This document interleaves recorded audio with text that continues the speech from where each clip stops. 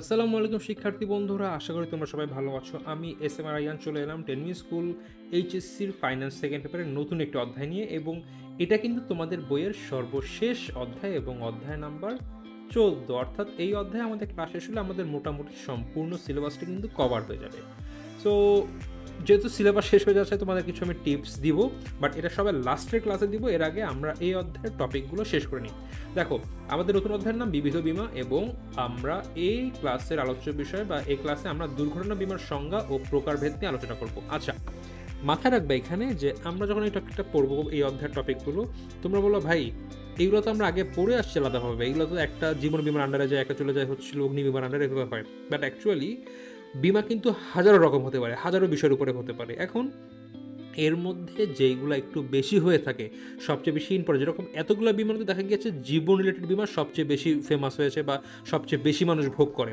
So এটা একদম আলাদা একটা সেগমেন্ট করা হয়েছে। আবার ব্যবসা বাণিজ্যের ক্ষেত্রে দেখা যাচ্ছে অগ্নি বিমা আর নৌ বিমার গুরুত্ব খুব বেশি পেয়ে গিয়েছে। সো এর জন্য এগুলোকে আলাদা একটা সেগমেন্ট, ব্রড সেগমেন্ট করা হয়েছে। বাট ইনে মানে যদি আমি বলি ইনে হোল বা কমনলি ইন জেনারেল আমরা এরকম ছোট ছোট বিমা থাকে, বাট এগুলো থেকে কিছু বিমাকে আলাদা করে ফেলে ওগুলো একটু বড় করে করে ফেলা হয়েছে আর কি।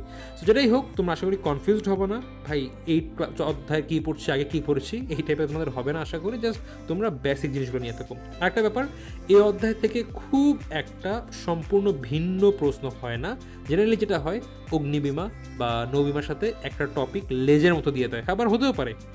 যেরকম আমি নিজে আমার পরীক্ষায় এই অধ্যায় থেকে প্রশ্ন পেয়েছি, বাট ইন জেনারেল একটু কম আসে, বাট এর মানে এই না যে আসবে না, 50-50 আর কি। আচ্ছা, চলো আমরা আমাদের এই অধ্যায়ের পড়া শুরু করে দিই। প্রথমে দুর্ঘটনা বীমার সংজ্ঞা ও প্রকারভেদ। দেখো, সম্পূর্ণ আকস্মিক ও প্রত্যাশিতভাবে, আচ্ছা এটা হবে অপ্রত্যাশিতভাবে, এটা আমি ঠিক করে দিই, একটা মিনিট। অপ্রত্যাশিতভাবে যখন কিছু বুঝে ওঠার আগেই অনাকাঙ্ক্ষিত ক্ষতি সংঘটিত হয়, তখন তাকে দুর্ঘটনা বলে। অর্থাৎ সম্পূর্ণ আকস্মিক এবং অপ্রত্যাশিতভাবে কিছু বুঝে ওঠার আগে যখন কোনো অনাকাঙ্ক্ষিত ক্ষতি হয় বা কোনো ক্ষতি সংঘটিত হয়, তখন আমরা তাকে দুর্ঘটনা বলি।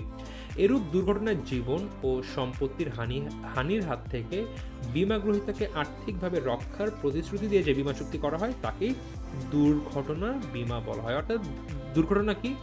এটা হচ্ছে একদম আকস্মিকভাবে বা অপ্রত্যাশিতভাবে কিছু বুঝেও রাখে বা হঠাৎ করে একটা কাজ হয়ে গেল, এর ফলে যেই ক্ষতি হয় তাকেই বলা হচ্ছে দুর্ঘটনা বীমা। এবং এই যে দুর্ঘটনা থেকে আমাদের কিন্তু জীবন এবং সম্পত্তির যে ক্ষতি, সেটার হাত থেকে অর্থাৎ বীমা গ্রহীতাদেরকে আর্থিকভাবে রক্ষার প্রতিশ্রুতি যে বীমা করা হয়, তাকে বলা হয় দুর্ঘটনা বীমা।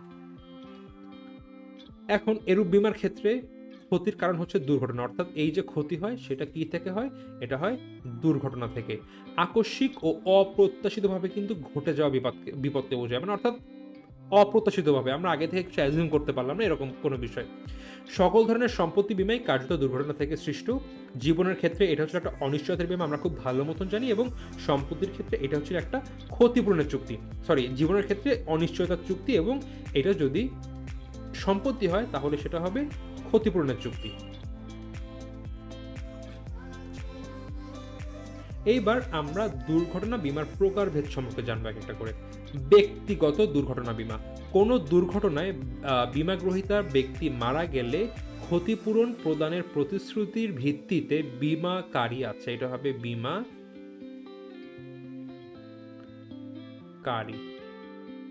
আচ্ছা, এখানে একটা ব্যাপার আছে, দেখো বই অনেক জায়গায় লেখা আছে ক্ষতিপূরণ, বাট এখানে ক্ষতিপূরণ ঠিক হবে না ব্যাপারটা, এটা হবে হচ্ছিল আর্থিক সাহায্য বলতে পারো।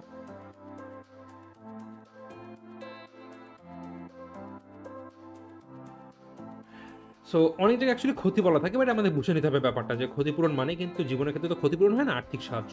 বাট আমরা ট্রাই করবো বইয়ে যেভাবেই থাকুক না কেন, আমরা প্রপার ওয়ার্ডগুলো ইউজ করার ট্রাই করবো। যেরকম বইয়ে হয়তো বা এটা ভুলে চলে এসছে, প্রিন্টিং মিস্টেক, বা দিলেও তো ভুল কিছু না। ভাই আমি বললাম আমি পানি খাচ্ছি, আসলে কি পানি খেতে পারি? আমি তো পানি পান করছি, ব্যাপারটা অনেকটা ওরকম।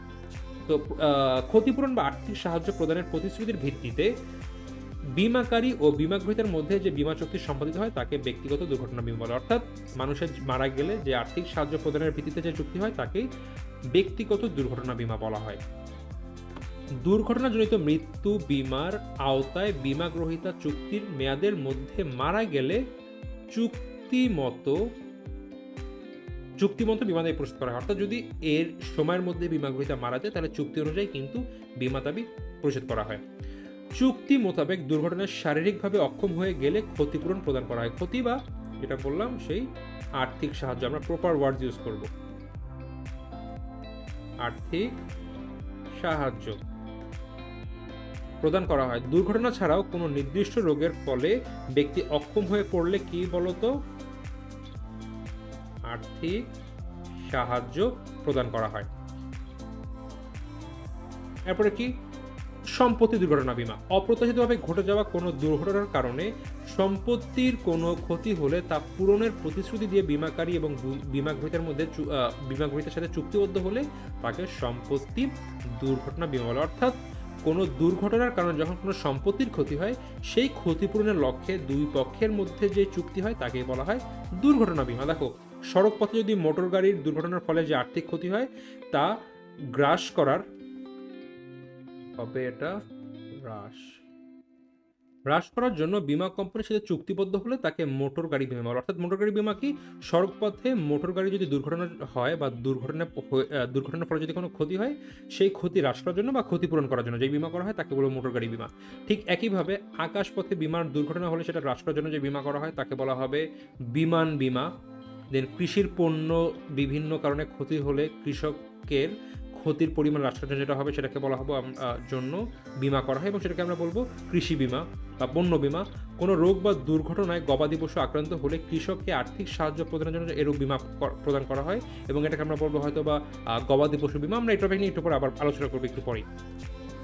তারপরে দেখো, শক্তি উৎপাদনকারী শিল্পের দুর্ঘটনার ফলে আর্থিক ক্ষতি হলে এর ক্ষতিপূরণের জন্য প্রকৌশল বীমা করা হয়। তারপরে চুরি ডাকাতির মাধ্যমে সম্পত্তির ক্ষতি হলে ক্ষতিপূরণের জন্য চৌর্য বীমা করা হয়। সো এই টাইপের কিন্তু বিভিন্ন রকম সম্পত্তি দুর্ঘটনা বীমা কিন্তু রয়েছে।